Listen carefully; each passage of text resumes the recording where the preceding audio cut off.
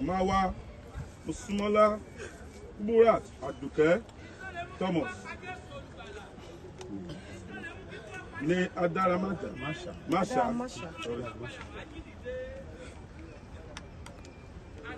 Ní àánú ńlá rẹ̀ tí ó fi ìyìn sílẹ̀ lọ sí ọ̀dọ̀ ara rẹ̀. Nítorí náà, àwa fi òkú rẹ̀ fún ilẹ̀, erùpẹ̀ fún erùpẹ̀.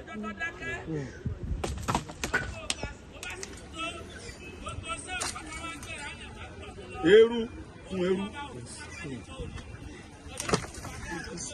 Ekuru fún ekuru.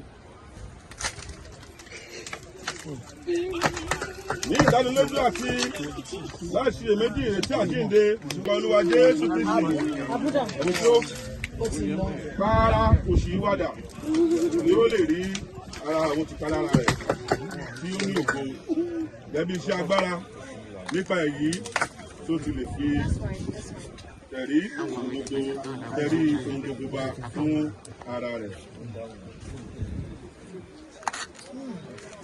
I hear a voice from heaven saying unto me, Rise from henceforth, blessed are dead who die in the Lord. Even so say the Spirit, that they may rest from their labor, for their deed will follow them. Ṣé gbogbo èèyàn ló ti bó iyẹ̀pẹ̀ sí wọn lójú? Ẹni tó bá fẹ́ ṣe is because you want to wrap it up.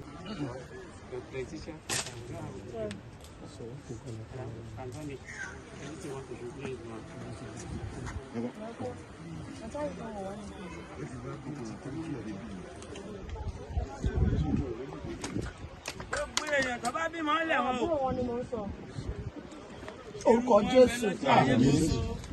Orúkọ Jésù. Àmín Jésù. Ní orúkọ Jésù. Àmín Jésù. Ọlọ́run a dúpẹ́ àgbé ọ̀gá. Oní nínú ohun gbogbo ká máa dúpẹ́.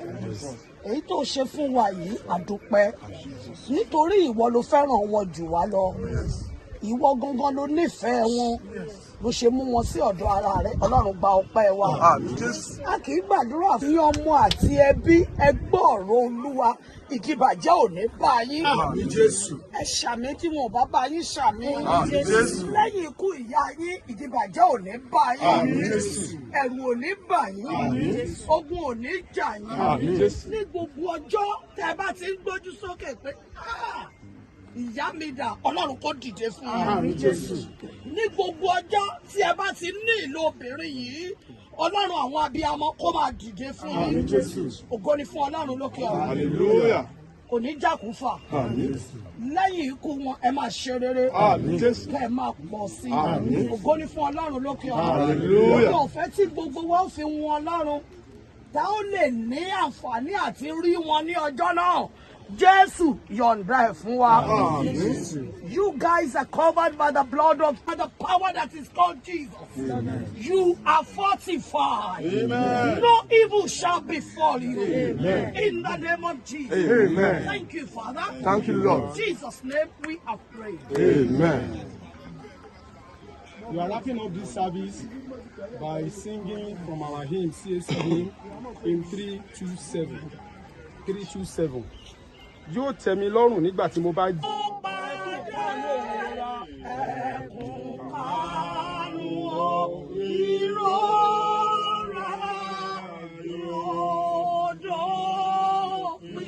Ẹwà náà tayọ̀ náà.